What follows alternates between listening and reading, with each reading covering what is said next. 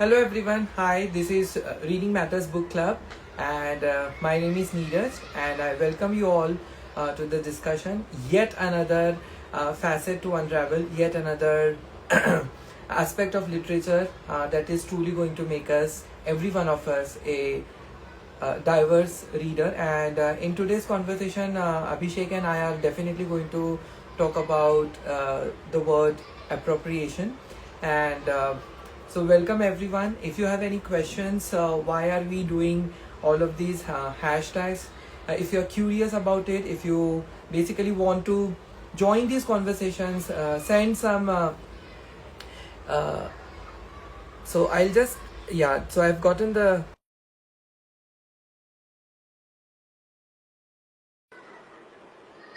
So I've just sent a request to Abhishek. I've just accepted his request. I hope he's able to join. So in the meanwhile, uh, hi Abhishek. Uh, Hi, good evening. Good uh, evening, Neeraj. How are good, you doing good today? evening. How are you? I'm fine. Nice. So we are just getting started, and actually, maybe many of the people or the few of the people who join may be very curious to know about these various hashtags and where do we come up with these various hashtags and like why exactly uh, a reader needs to be a diverse reader is what I had just started off, but there are not one but two hashtags that we are going to talk about. So could you tell us what are these hashtags? So aren't we living in a world full of hashtags? And it's many of the hashtags carry so much of weight, so much of significance, and they are a cry. They are a political movement in itself. Um, and there are tons and tons of frivolous ones as well. But the two hashtags that we are going to talk about are extremely poignant, extremely important, extremely necessary, especially in today's times. And these two hashtags are Arab Lit April, hashtag Arab Lit April, and the other is Dalit History Month. Um, so, and why they are important, of course, in as a literary citizen, I think it's just isn't it a collective responsibility if you're a literary citizen to um, find more avenues which can broaden your perspective, which can increase your empathy, which can make you a better human at the end of the day by learning and knowing about different stories, different cultures, and a different perspective, which maybe you haven't heard about that side of the story till now. So yeah. Yeah, and definitely I would say that because of the first hashtag, I was not really aware of, and like many people, I had always confused, I had the confusion between the Persians and the Arabic, and in the course of our discussion, definitely we are going to shed a lot of light on not everything that is Arab is Persian and vice versa, and all of those interesting things. So let's begin with the first hashtag. I think we'll first half of our conversation will dedicate to the first hashtag, which is Arab Lit April, and then in the second half of our discussion, we'll go back to Dalit History Month, right? And off the bat, I really wanted, I'm very curious to ask you, what is your personal experience? Because I know for sure that maybe many of the readers might be asking you this question: why are you always reading Palestinian literature? He's reading only Palestinian literature, and why do you think is that a fair question? Yes, I have gotten that a lot. And I don't, I sometimes feel it's not a fair question to ask because, um, in fact, my counter question is why aren't you reading Oh, Palestinian literature? What is stopping you from reading Palestinian literature? Are you still blindsided by certain prejudices which is preventing you from picking up a book from Palestine and reading the Palestinian authors? So instead of somebody coming and almost like attacking me for reading Palestinian literature, I think it's my um, mount a question to them. And since we are talking about Arab Lit April, Palestinian literature is forms a significant part of Arab literature because a lot of Palestinians are, other than the Palestinian Christians, I think a lot of them are Palestinian Arabs. And a lot of the Palestinians, unfortunately, are now part of the diaspora. So, so that, so that's my answer to the question. And I think it is such a strong counter argument also, because if you are not reading Palestinian literature and if you're reading only dead old white men, the question is, why are you still reading only dead old white men? Why can't you diversify? And of course we'll come back to the, I guess a lot of book clubs also have appropriated the word diversity as part of tokenism. So maybe somewhere in our conversation we'll definitely dwell into. However, I know that there is a quite an interesting, if I'm not wrong, correct me if I'm wrong, an interesting anecdote attached to why exactly Palestine you picked up. So this is during my travel to Jordan in Mm-hmm. 2019, Mm-hmm. and I was needless to say, I'm going to say this in a nutshell. I was smitten by the hospitality and the love and the warmth of Jordanians, and the country itself is so beautiful. And during my stay in the capital city of Jordan, that's Amman, I came across a gentleman, and when I spoke to him, I came to know, he told me he's Palestinian, and at that time I was so ignorant. I was so in my bubble of entitlement, of privilege, and whatever it is. I I I remember saying something absolutely inappropriate, absolutely Oh, inane, oh, and absolutely horrific. Uh, so horrific that I think my brain has subconsciously deleted that, what I asked.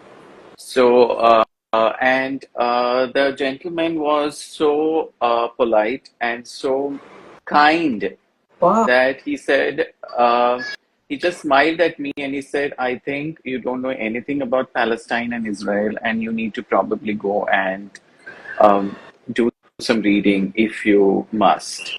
And that literally shook me, and um, that made me aware of where I am, and I had to check in with my prejudices. Um, is my privilege uh, putting making me feel prejudiced?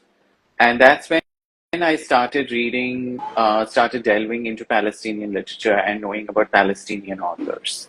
So I really credit this wonderful gentleman for knowingly, unknowingly, whatever it is, pushing me in that so that I could know and educate myself. And I would definitely thank you for sharing the story with everyone who is watching, because you just did not stop at yourself. You picked up a book, but you also started talking about it. You started sharing your, the need for people.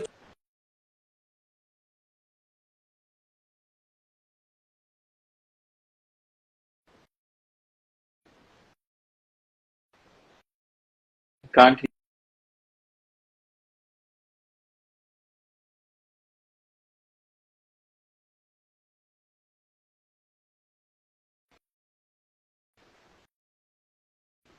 I mean, of course, it's Instagram Of Live. course, There are, yeah, always. yeah. Of course, there are going to be technical glitches, and I actually kind of forgot what I was trying to ask you. Huh? But yes, what I wanted to say is that I am so happy that you have not kept it to yourself.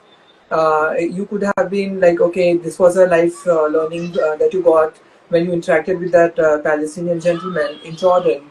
But you kind of, as a literary citizen, like the term that you like to use nowadays, as a responsible literary citizen, I think you are doing a wonderful job by not just sharing your knowledge, but also motivating and encouraging people to pick up authors from all of these countries as well. Yes. Thank you so much for that, Neeraj. At the same time, I would like to now, I think, take a moment and say that Arab Lit April is a hashtag, but it was also a part of this Arab American history or Arab American Heritage Month, which was initiated somewhere in 2017. I'm just going to read this out because I think this needs everybody should know about it. Okay. And it was only in 2021 was a big milestone achieved in this movement by a Syrian American called Pierre Soubet. Okay. And at that time, it led the US government to recognize April as Arab American Heritage Month or Arab American History Month. And it's as recent as April 2023 that it got a formal presidential proclamation by Joe Biden. Wow. Um, and there we are. This is a very important piece of information because I think this is pretty recent. It started in 2017 and it got the official recognition only in 2023. The proclamation by the then president of United States, and going by whatever is happening right now in the world, I think this would be the last year. We don't know what executive orders are going to be signed. Probably, Yeah. yeah, you're so right. Right, and since we are talking about all of these things on Instagram about the USA, I don't know whether we'll be allowed to travel to the USA. Anyway, jokes apart. Apart from Palestine, I know that you have picked up a lot of books. So, would you like to share some of the books and what your reading experience has been? Uh, I think it's Arab Lit April. I have to give a shout out to this Instagram handle called as Arablit.org. Okay. Arablit.org. O-R-G. Arablit.org. Arablit.org on Instagram. And that's where I also noticed a lot of Arab Lit April hashtags going around. So that's a very interesting handle. They also have their website wherein they post all the books from the Arab world, many translations from Arabic, a lot about Arab writers, and that's where I also came across a lot of Palestine Book Awards and so many such things. So shout out to Arab.org. And yes, apart from Palestine, so Palestine has been a greater part of my whole Arabic literature journey. And even if I have to say, excuse me, people, I'll just be showing some things on my Kindle. This is the last book that I have been reading. It's also from Palestine. It's called as Behind You is the Sea. Behind You is the Sea. It's by Susan Muadi Daraj. She's a Palestinian American, and it's interesting because till so far I have been reading about Palestinian Arabs, and this is the first time I have read about Palestinian Christians. Oh. They form a minority of the population, but it also signifies the diversity that is Palestine, the diversity that is there amongst the population, and the various stories that they have to tell. So that's my latest read. Before I launch into what all I have read, I would like to ask you, Neeraj, what has been your read for Arab Lit April? Okay. So I have been able to read only two books, and I'll be talking about one book in particular, which is, oh, you have a copy as well. Thank you for sending me this copy, Neeraj. You're welcome. I hope you enjoyed. I definitely enjoyed it, and I have bookmarked it also. It is, of course, by Hisham Matar, who is a very well-known author, very lyrical prose, and especially about this book, if I have to talk about my friends, it's about Arab Spring and Yes. how it's a story of these three friends, basically Khalid, there is his writer, Hosham, and one of their friends, Mustafa, and how they first flee Libya. So this is a story about Libya in particular. And something happens when all of these three are like quite young. A very remarkable incident happens in the life of the narrator, who is Khalid. and it completely changes the course of his life. And he has traveled to first to Ireland, then to Scotland, then to England for his studies and all of those things. And very young, hardly 18, and he comes across a short story Mm-hmm. on BBC Arabic World, and Wow. so it's a fictionalized version, but the many of the characters are real also, Mm-hmm. and the short story is very surreal. It's very Kafkaesque, and if you read the story, you will actually understand what I'm trying to talk about. It's a very simple story, and then this main character Khalid becomes obsessed with the short story and Mm-hmm. obsessed with the the author of the short story, and one of the friends turns out to be the author of this story, and then how they navigate their lives together in London, particularly, and when the Arab Spring is in full swing, and now all of these men are in their 40s and 50s. They have spent a significant amount of time in London, living in exile, Mm-hmm. because something happens and they cannot actually reveal their identity also to people. So they Mm-hmm. literally are living in exile, and a very big haunting question that is looming large over all the three of them, especially the narrator, is should they go back to their motherland, and should they participate, fight for freedom, fight for whatever is right, fight for whatever, or should they just preserve the life that they have been able to build for themselves in the last 30 years, really. So it's such a remarkable book. It has been on my TBR since last year. I mean, it was shortlisted and longlisted for a lot of book awards, and it'll just melt the language. It'll just melt. So My Friends by Hisham Matar. So this was my first read. It was very interesting. I would recommend everyone who's listening, please give it a read, because the author's first language is not English, but the way they have written, the way he has written it's just very poetic and lyrical. I'd like to park this thought here before we proceed ahead. And you said this book is from Libya. And I think this would be a great time to highlight that Arabic literature comprises not just the countries that are part of West Asia, but it also comprises countries that form North Africa. And Libya is a part of North Africa.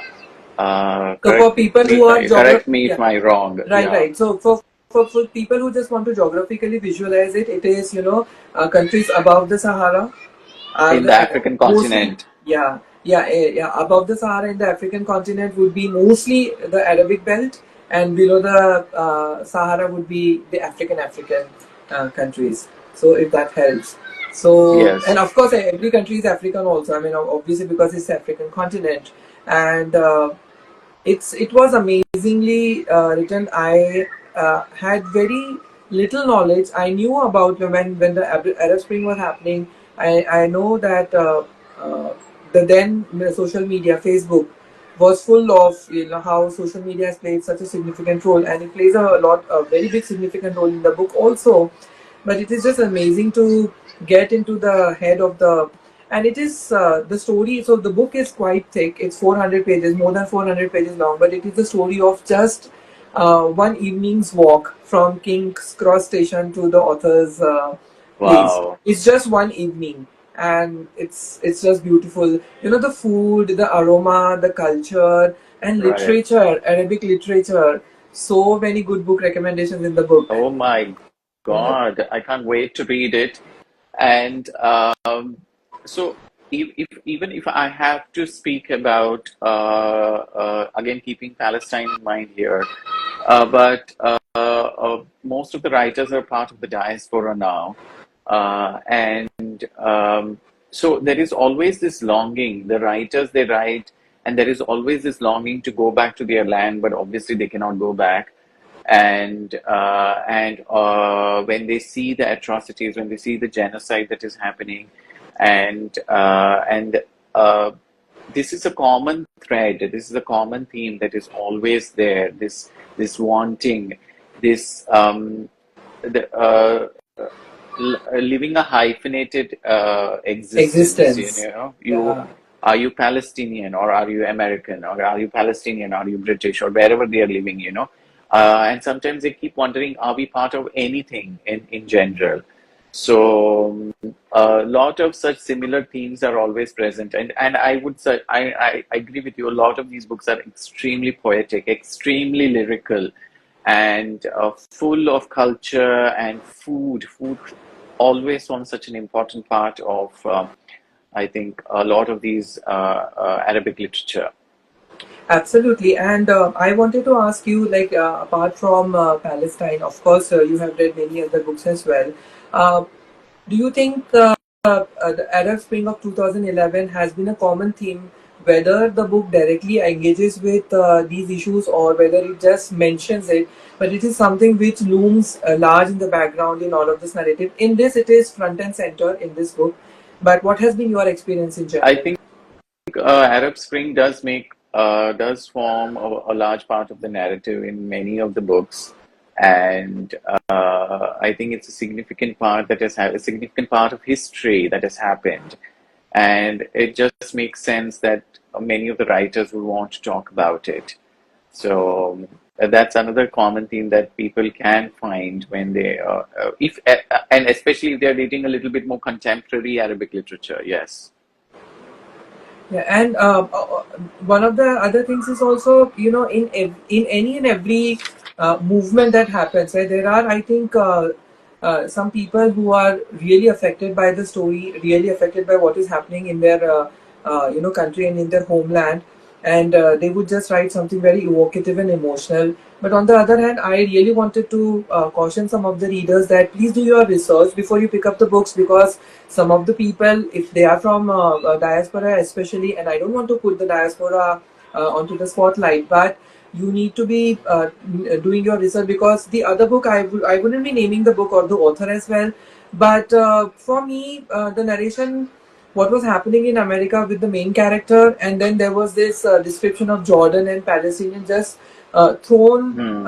as an afterthought, and I did not even understand. Probably it is a problem with my comprehension, but I did not understand the relation also. Like, why did you write it? Was it just riding the bandwagon? Right. Right. So there would be some people, and therefore I think more conversations like this, the ones we are having right now, are very, very Yes. important, because it's not enough that you pick up three Palestinian authors or three authors Hmm. from Palestinian diaspora, and then you say that I have, I know things from Palestine or whatever is happening. It's very Yes. important who you pick up and who's narrating the story. Absolutely true. That's such a good point because if you're reading about any country for that matter, if you're reading now, we are talking about the West Asian countries, North African countries, Palestine, and all that. So the author whose book you picked up, how true are they to the subject? Hmm. How much is their country being featured in their narrative? It's not necessary that they have to talk about the entire history and geography of their country, but um, how significant is the narration, or is it basically an American story? Right. Exactly.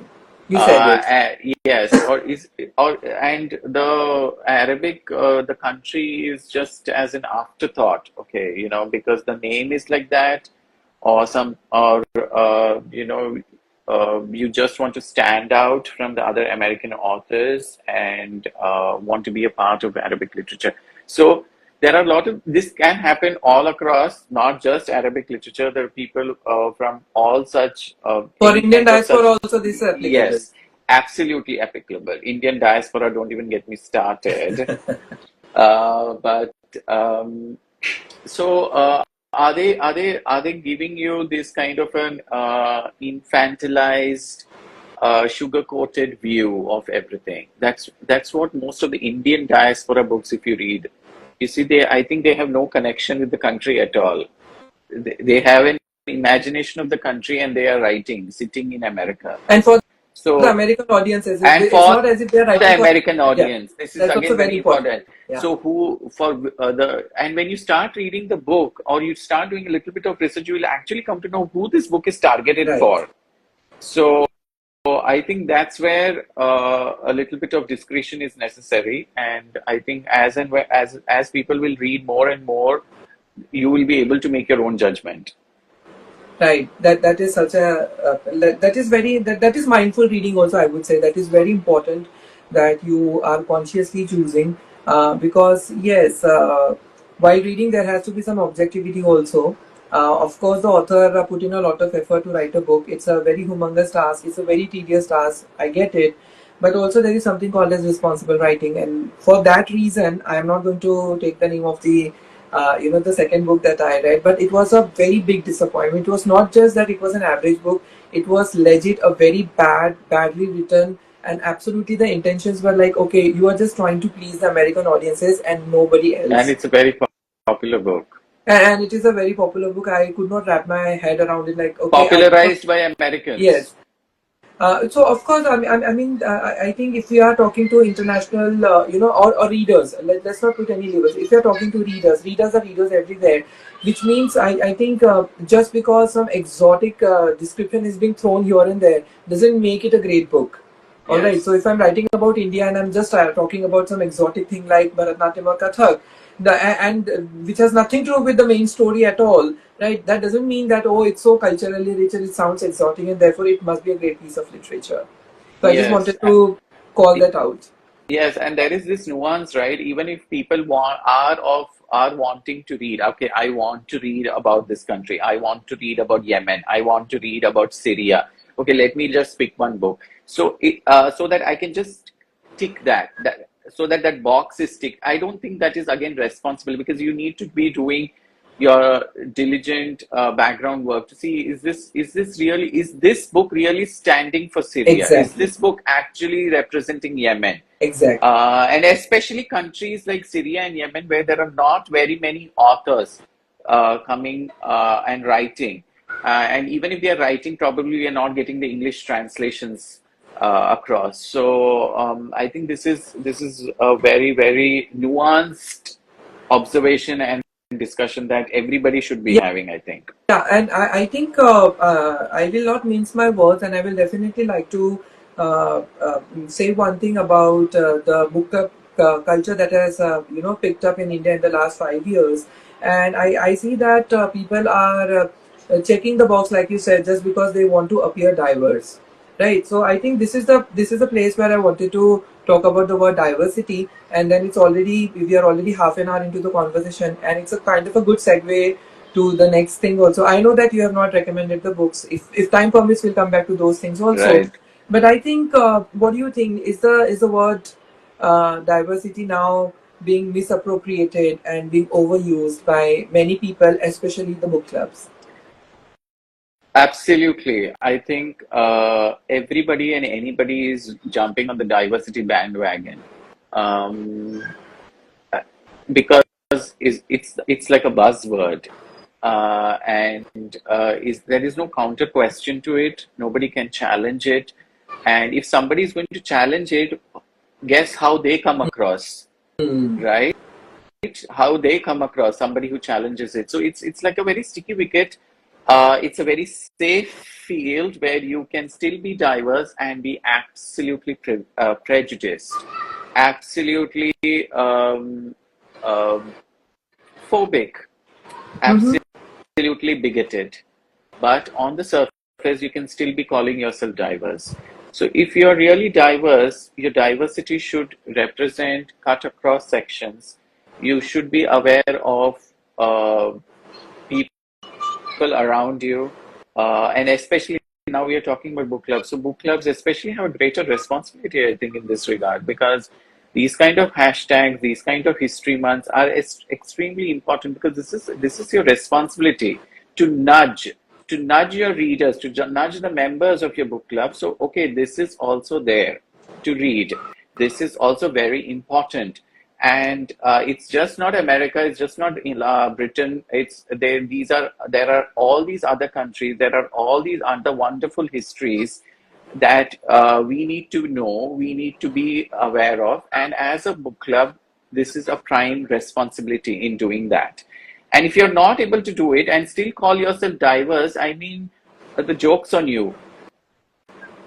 And that opens up the gates for a lot of uncomfortable conversation because then guess what, you probably will have to sit and evaluate your privilege and you'll have to sit with your entitlement and maybe have a like a blind spot, absolutely a wheel of ignorance as far as whatever has happened in the history. Which brings me to probably the next hashtag, which is Dalit History Month, right? And uh, what about Dalit History Month? Who started it? If you can share this with us. Yes, so this is very important. It is such an important month, Dalit History Month. And I think with what's going on in our country, everywhere, this just takes precedence over everything. And so I am going to read this out.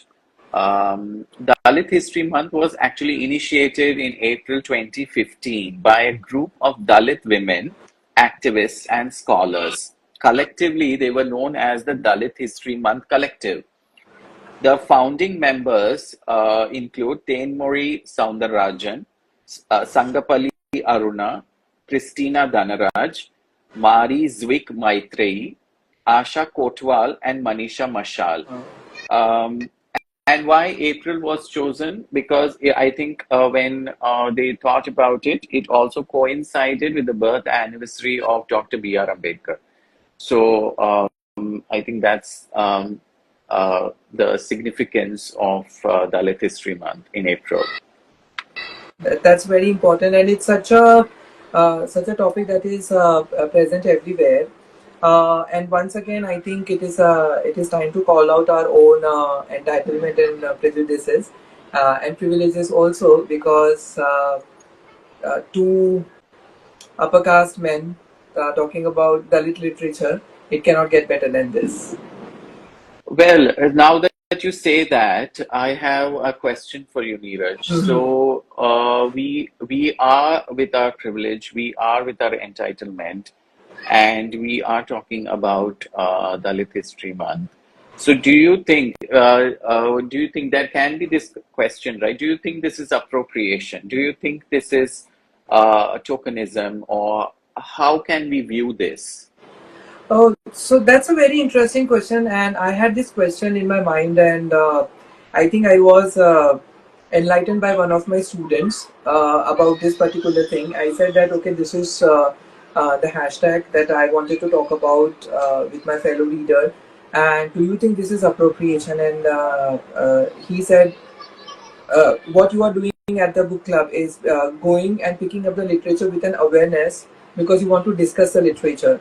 So if you want to discuss the literature but not take away the highlight from the protagonist, and if you are not actually mansplaining things to people, okay, this is how it is, this is how it is, right?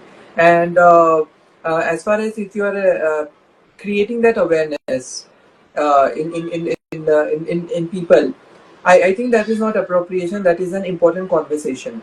But appropriation would be, Abhishek, I think when we take the spotlight away, or maybe when we organize a literature festival and then just for the sake of tokenism, we have only one, we invite only one Dalit author or one queer author or one this author or one that author, and then just think that okay, we did invite and we did give them a chance, right? So so the language is also very important. Like, so first and foremost, nobody is nobody to call anybody, isn't it? Like, Right. you are not doing anyone any favor, right? Absolutely true. And like you said, the joke is on you when you consciously call yourself a diverse reader or a responsible literary citizen. Then the diversity, like you said, it at least has to be 30 to 40%, which is very different from the mainstream. So Yes. this was by a student of mine, and let me share that this student is not someone who's going out there and working and has experience and all of those things. This is just a 16-year-old kid. Wonderful. And we have so much to learn from a 16-year-old kid, right? Yeah. And be humbled at the end of the day. So the important point that you're making here, Neeraj, is, if I have to say, that we are not supposed to. We are not supposed to. This is not our story to tell. So we should not Yes, assume exactly. that place. We should not put ourselves in that place and think that we own these stories because we are talking about it. So no, we don't own these stories. We are just being a medium, a sort of a medium, I must say, wherein we would like to highlight the people behind these stories, the people behind the people who have faced the atrocities, the people who have borne the brunt of the privileged society of the upper caste. So yes, that was wonderful what you said about whether this can be appropriation or what. So again, so what has been your pick for Dalit History Month? Oh, uh, so I have been meaning to share this book with everyone. I don't know whether you can see this or not, and I've heavily annotated it also. It's a very Yes. slim book. It's an autobiography by a very renowned author called as Om Prakash Valmiki, and the name of the Mhm. autobiography is Juthan. And one might think that okay, oh, this is like ages ago, eons ago, and it is not relevant. So it came out in 1995. So it is Wonderful. not, yeah, it's not ancient history. Mhm. And I have so many things, things to share that I don't know whether a 15-minute discussion or a half an hour discussion is going to do justice to all of these things. Right from the questions, like, okay, but my generation, I am not discriminating. So why should I be bothered about all of these things? What about meritocracy? What about my hard work? What about my 99.92 percentile? What about all of these things? So if you have all of these questions and you want a rational answer, I think this is a must read for everyone, and it's just moved me to tears at many places because I just couldn't believe. It's difficult to believe that, and here is one of the things that I realized is that I can distance myself from the narrative and say that, but I did not Mhm. do this discrimination. I was not the direct participant in the discrimination. If that is the case, then why am I feeling this guilt? What is Mhm. this guilt? And Right. this book will give you those answers. So this book is in Hindi. It, it is in Hindi. I forgot to mention that I read it in Hindi. It was written in Hindi. It's Yes. So it's very there, important. yes. So I just wanted to highlight that there is a Hindi Dalit author and a Hindi book by a Dalit author which can be read as part of Dalit History Month. Just putting it out there. So, uh, Abhishek, I was kind of wondering. I contemplated whether to be asking this question or not, and I think we are probably unnecessarily putting some of the book clubs on the spot over here. But I genuinely have this question. Um, I know for sure that some of the book clubs have also started reading a lot of regional literature. All right, and Hindi being also one of the major languages, one of the book clubs did pick up a book in Hindi. Now, I was thinking, uh, uh, I know for sure that the author that they picked up was not from a Dalit background. And is it fair for me to think that, okay, why did you not pick up a Dalit author? Did you not know? Was it from ignorance? Was it a deliberate choice? Or is it just sheer laziness and complacency? So there can be so many arguments about this, Mm-hmm. and yes, anybody and everybody can read anything for that matter. If you are a reader, obviously you can read anything. But more than that, if you're a book club, also you can read anything. Because Obviously, literature is literature, right? literature That's the argument. is literature, but where is the other responsibility? When do we start taking responsibility? Now, this is the larger question which nobody wants to answer, and everybody can hide behind the fact that literature is literature. Why are you nitpicking about it? Why are you getting so antsy about it? Uh, but that's the escapism, that's laziness. Because if you are in a social space, if you have the ability to nudge people to read diversely again, and if you put yourself and call yourself as this being this responsible person in doing that, then start owning that responsibility and acting accordingly. This Hmm. is what I would like to say about all the clubs or whoever is calling themselves like this, or whoever is choosing certain books mindlessly. we can all be a little bit mindful. There are a lot of other months for you to choose that particular author. But were you absolutely blinded? Didn't you know about it? Didn't you know that this was Dalit History Month? So that's my question to them. And of course, yes, there can be so many devil's advocates. There can be so many other things who can come and attack me on this.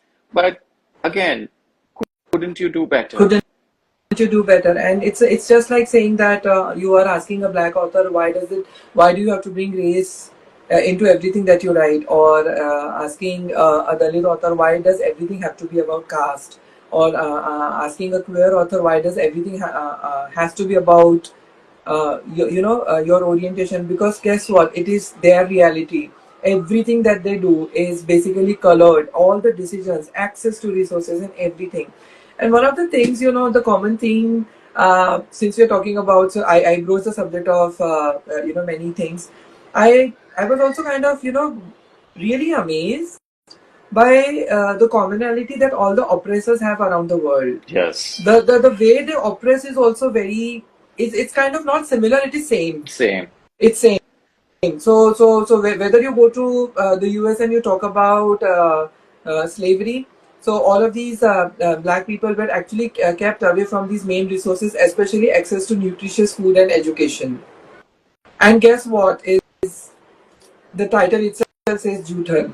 I mean, you don't have to be even more. You don't have to be more precise or succinct about it. It's just summarizing one word, which is Juthan, isn't it? And you can just imagine what the person had access to as far as their nutrition is concerned, right? And this is one small thing that I really wanted to read very quickly. Absolutely. Yeah. Go ahead, please. Yeah. So there are two things that go through my mind when I talk about this book in particular. It's written in Hindi and it is really very beautifully written. The author, I mean, of course, is a master of language. And but here are two couple of things that I wanted to really read. It's on page number 66 in my edition. It says, जाति के नाम पे जो खरोच मिली है उन्हें भरने के लिए युग भी कम पड़ेंगे. खरोच जो मिली है उसको भरने के लिए युग भी कम पड़ेंगे. Yes. The author is talking about generational trauma.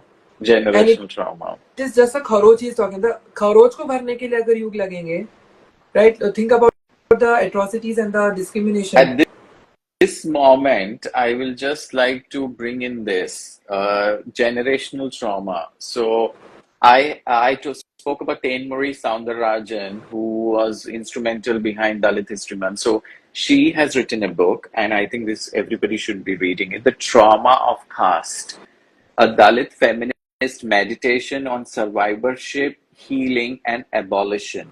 Wow. So this is again like what you're saying. This is actually her take on the caste and she being a Dalit and everything that she had to face and what she makes out of it. So yes, please go ahead. You had, I think, another. Yeah, and one more thing is when basically people say that, okay, but so what? Some part of your history was erased. So what? This was done. And again, for all such people, I would say, the author is in his school, all right, and in the school also many things happen, and then he says there is something. To give some context, I would like to say that 10 people from the area where these people live, author and his family. So police basically come and kidnap these 10 people, right, because they want free labor. Okay, and the author is witnessing all of these things. And while witnessing this, something comes to his mind. It says, school में पढ़ाई गई सुमित्रा नंदन पंत की कविता ग्राम जीवन भी क्या के एक एक शब्द घोर बनावटी और झूठे साबित हुए थे. Wow. Now this is a direct attack on. So we all know Sumitra Nandan Pant and we all know the poem and we all know all of those things. And what are talk about the lived reality? Yes. Yes. So the poet is basically nostalgic about Gram Jeevan, about the village life. And here lived reality of the author. It's an autobiography. It is non. If you want to read non-fiction, then read such non-fictions. Yes. Right. Yes. So this is a lived reality, and This is a non-fiction too. yes, Sorry. This is a non-fiction non-fiction. too.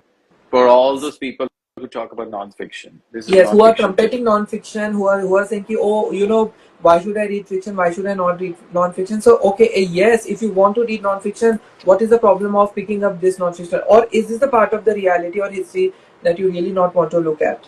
Yes.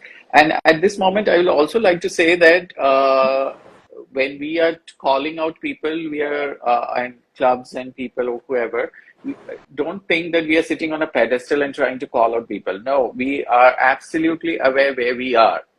And this is where I would want to call out myself because I have been reading so much, so many books. I have read African literature. I have read Palestinian literature, but what I consciously I didn't choose many Dalit authors. I have read Trauma of Caste, and the second book that I read was this for this month.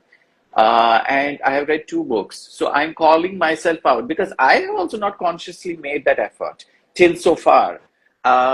What stopped me? Yes, it probably I didn't bother, my laziness, and so nobody's on a pedestal here. But at the same time, take stock of where you are and try to do better. That's about it. Absolutely. And while reading this entire book, in fact, this is like a treasure trove of literature because it has recommendations. So if anyone is wondering where to start with Dalit literature itself, Mm-hmm. whether it is in translation or in the original languages like Hindi and Marathi, and he has spoken about a lot of Marathi authors as well.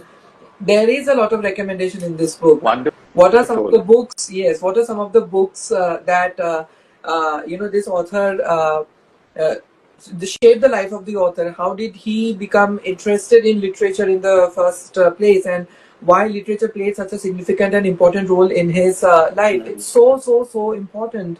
And what is the reality? So the entire story is happening 10 years or 20 years after the independence, and the author, coming from the Dalit background, goes on to say that I had heard about so many freedom fighters, I had heard about so many great leaders, but this was the very first time that I had come across a book by Dr. B.R. Ambedkar, and that was such a moment of awakening from them, which means to say, uh, probably schools were not teaching it, Mm. probably it was not part of the mainstream, Mm. and then if it was never part of the mainstream, people might come up and it might ruffle some feathers, whoever is watching right now. But I think you cannot be evoking history selectively. If you're Yes. evoking history for good things, probably one should be comfortable enough to evoke history for the bad things also. And who are these mainstream, right? Who are these mainstream? You became a part of the mainstream because you othered an entire population. Exactly. And that has been happening all across the world since millennia. And you other people, and then if you have the power, you have the privilege, you have the money, you become the mainstream. And the people of this mainstream society should, I think, try diversifying their interests a little bit more. Yeah, absolutely. So, are there any more recommendations? Because I have a few for Dalit History Month, and one of the things in a previous conversation, I remember that why you should not just be reading it. So, if it is Women's History Month, so don't just make March the Women's History Month. Read women throughout the year, right? If it Yes. is Arab Lit April, don't just read it. Consciously read it in April, but don't just read it in April. Similarly, Yes. I would say Dalit literature is literature, Arab literature is literature, because literature is literature. So I would use this counter argument. Yes. So read it Yes. Yes. for the entire year. Yes. read it all across the year, but also consciously pick up during these particular months. And I think Anandan has said it's reading without substance. So he wants to say actually we should be reading with substance. Absolutely. That's such a good point. And so my pick for this month was this this highly acclaimed book, Sanatan, by Sharan Kumar Limbale, and this was also long listed, if I'm not mistaken, for the JCB Prize in Mm-hmm. 2024. Okay. And now this is a translation actually. So Sharan Kumar Limbale had written in Marathi, and Mm-hmm. I think I'm reading the English translation. So the English translation has actually come from the Marathi, which was translated into Hindi, and the Hindi has gotten translated into English. Oh, okay. So I think someday I would really like if I can read the Marathi version of Sanatan. But nevertheless, this book was so hard hitting. It was such a difficult read because in this book they talk about the Mahar community amongst the Dalits and the atrocities from pre-independence to now, what has happened through the stories, through the characters. It sometimes makes me wonder, like, did this happen? Did our forefathers, did my forefathers be a part of this? But sadly, yes. Sadly, yes. And that is a difficult pill to swallow. And this is also a part of the reality that I'm born with.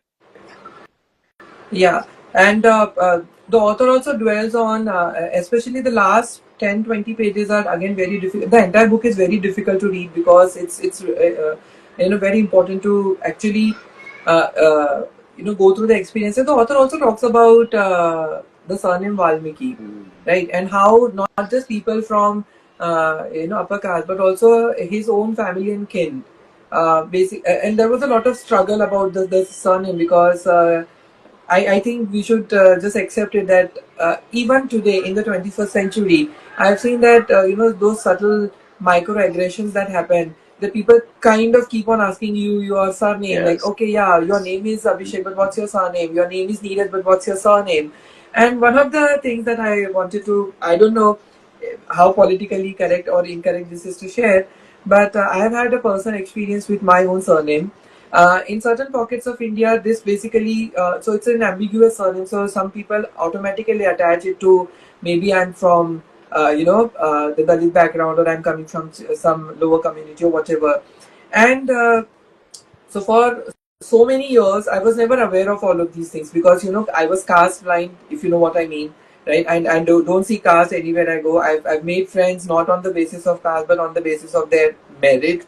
And for all the people right. who do not understand this is sarcasm, okay? Yes, So anyway, the point is, when I had this experience in a professional environment, and it was kind of a jolt. I was like, I've always gone through life thinking that I am, uh, you know, uh, you know, I don't want to like again call out things, but I just thought that okay, I belong to the general category. I'm an engineer and I'm a male. So, the joke is that I'm a gem of a person, GEM, which is general engineer and male, right? And that is how the reality of my life has been.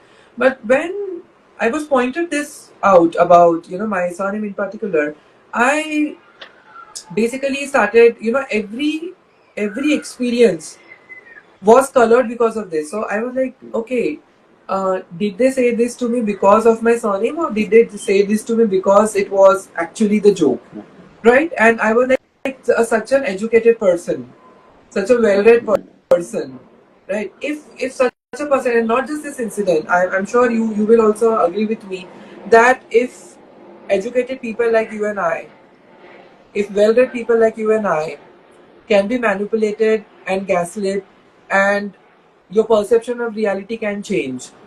I just want to tell people that if it has been done for ages and ages and generations and generations and generations, it becomes your reality to an extent that you don't even question it.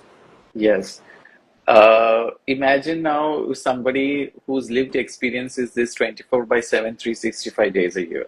Like every space they walk into, everywhere they go to, this is their experience. This is what people associate them with. This is, and nothing moves ahead apart from this. Everything becomes stagnant there. Everything shuts there. So we cannot probably imagine that, but we can be sensitive. We can be, um, we can have a collective responsibility towards uh, this absolute horrendous atrocity that is still going on. And And despite that, despite our privilege and despite the access or resources that we have, if two really well-read and educated people can be manipulated and gaslit into doing something which probably they were not even aware of doing it, can you just imagine when the entire system is designed in such a way that we yes. don't have access to these things? So here I would like to say just two sentences from this book, Sanatan, and this can probably summarize what the book could be, what we are actually talking about.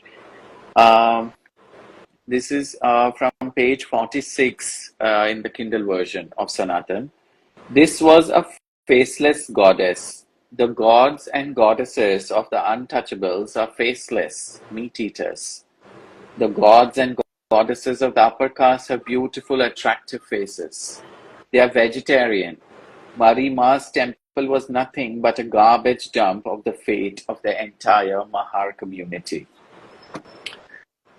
So, lot to think about, very poignant, very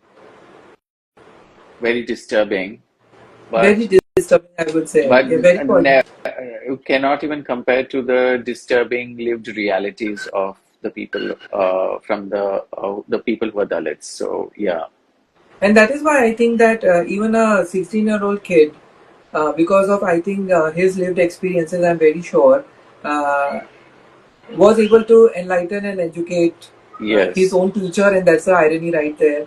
And with a very calm demeanor, without any bickering, without Hmm. any having any acerbic tone attached to it. So I think it's a humbling experience. I would encourage everyone to pick up and read And this I book. think at this moment, I think we can quickly go through the other recommendations that we have because we are running Yes, out of time. So the other absolutely. recommendations for Dalit History Month that you Yes. have? So apart from literature written by Dr. Babasaheb Ambedkar, right? So obviously Annihilation of Caste and this other book. These are on my TBR. I did read Annihilation of Caste, but I think I'll have to revisit it because here is one of the things about reading also I think is very important is when is that point in your life that you have your political awakening. And for me I think it was in 2016 Hmm. when I suddenly started I woke up to sort of Hmm. that thing.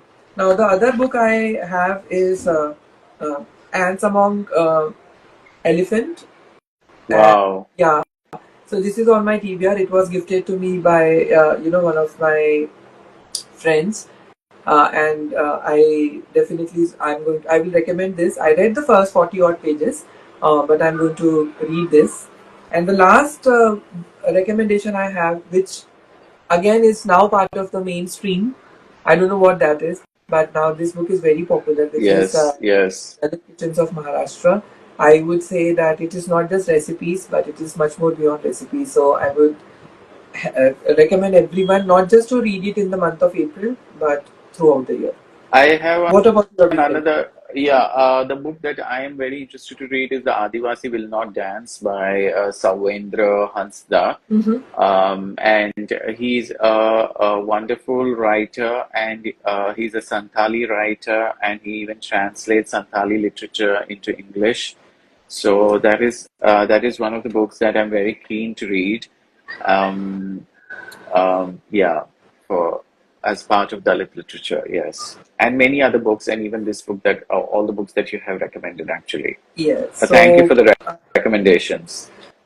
I think it is once again, if I have to wrap up this discussion, I would wrap up on the note that be a responsible literary citizen, because if you call yourself a citizen and a literary citizen, I think automatically the word responsible is attached with it, whether you like it or not.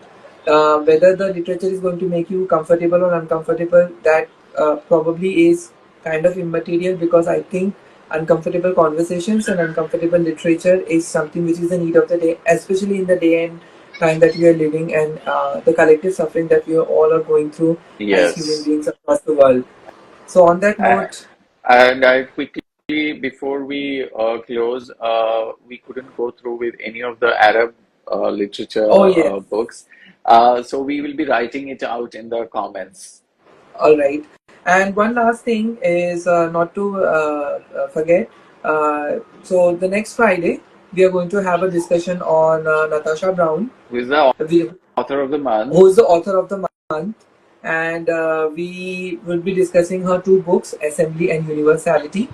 So Discussing and dissecting yes, assembly and yes, universality. absolutely. We'll be dissecting and discussing the books, both the books, Universality and Assembly. For all those who have not read Natasha Brown, I would recommend, please read, highly recommend it. It's a very fresh and a very different voice in the field of literature. Natasha Brown is a very young and upcoming author, and uh, Black British and author. Black British author, of course, and a very nuanced take on many things. Yes. And it's author of the matter. So it's the next Friday, probably same time, 8:30. Yes. Yes. And thank you everybody who have joined us and were listening to us. We really appreciate your time. We really appreciate you. We thank you for taking out the time to listen to us. So it really means a lot. Yes. Thank you everyone for joining. Happy reading. Good evening. Bye. Good night. Bye. Bye. Bye.